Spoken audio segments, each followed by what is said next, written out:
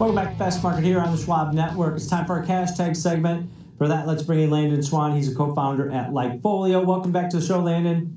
Thank you, Tom. Good to see you. Good to see you, too. So Dollar Tree reported earnings this morning. Pretty good results for a stock that's been beaten up. And Dollar General, same thing, down about 41% so far this year. It seems like, in an inflationary environment, the consumer would probably go to these dollar stores, but they're performing horribly. Five Below reports earnings also. That stock's down over 50% this year. What's going on here, Landon?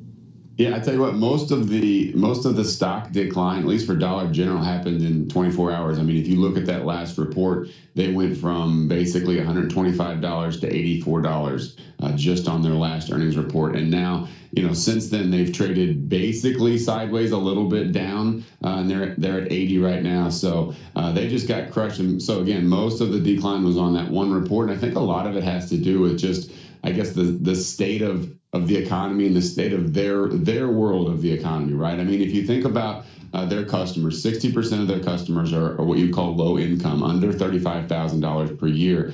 And they're really getting affected by inflation. They're prioritizing things like food and essentials over discretionary items, which are much higher margin. So, Dollar General is getting the low margin sales that, they're not getting the high margin sales anymore. And of course, middle and upper income are not really going to Dollar General. They're just not. They are trying to save money in different ways, but they're not there yet. So they're trading down on eating out. They're cooking more at home. Maybe they're going to Walmart instead of Target or something like that, but they're not going to Dollar General yet. So Dollar General's in a bit of a tough spot. And, another thing that really doesn't help them is all this tariff talk. When you go back to 2018, we had some tariffs introduced. Dollar Tree, their competitor who sells a lot or most everything at $1, increased their prices to $1.25 because of those tariffs. And so if Trump's going to implement a lot more tariffs, they do rely on a lot of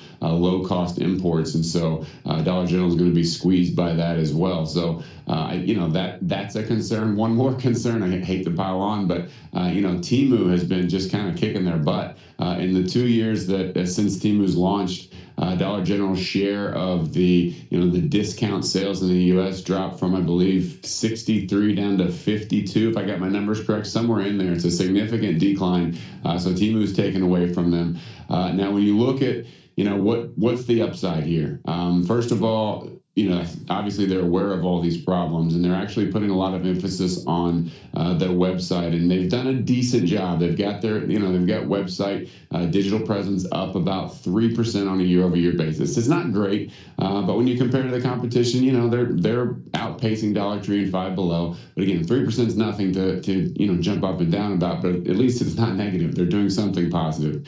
They've got a partnership with Elf Beauty, and that's Elf's top tier products. It's not a size down or discount version. So they're trying to bring up, I guess, the view of what the company can offer with that partnership. So I think that's a positive step.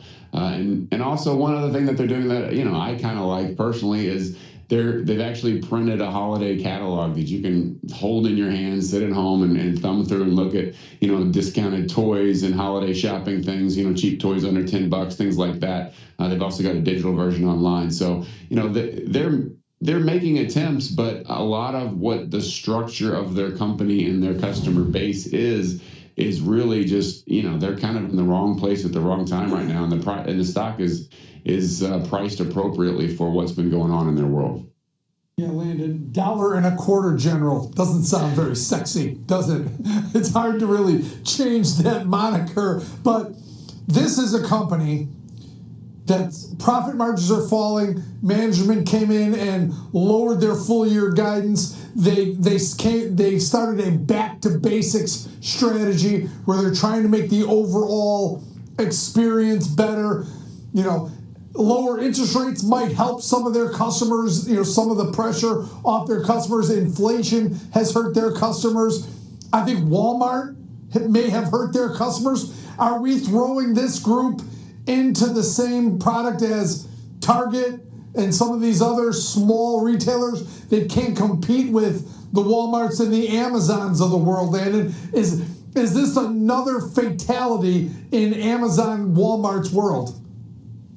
I'm not going to call them out just yet. I think they've got a chance. That, the number of locations and the number of people that are within, like, I forget the stat, but it's an incredible percentage of people that are within X miles of a Dollar General. I mean, they have stores all over, and so I think that if they can get back to basics, like you said, and just get that consumer experience just a little bit better, and hopefully the economy turns. Unfortunately that's what they need, and they can't control that. I mean, generally speaking, if you'd have told me 5 or 10 years ago, hey, the economy is going to see some inflation, lower income people are going to be squeezed a little bit, I'd say, oh, I bet Dollar General does really well during that time, right? But that's not the case, and it's because of, again, they're prioritizing the things that are low margin, because that's what those consumers have to do. It makes sense.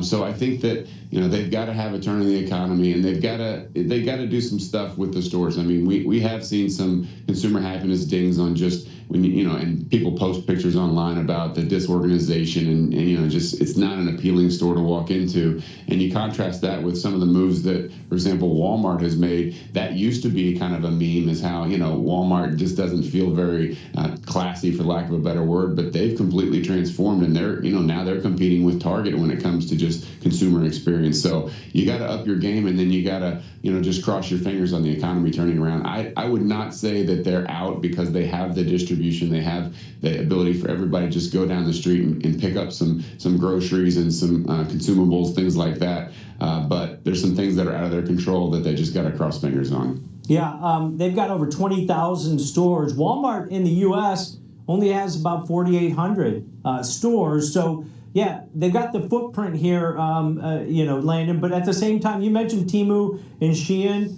I mean, they've got record sales, or people are buying this stuff off of TikTok videos and stuff like that. Is that part of the problem, where it's the consumer that's making different choices? And we've seen that bifurcation in the overall, retail space at this point.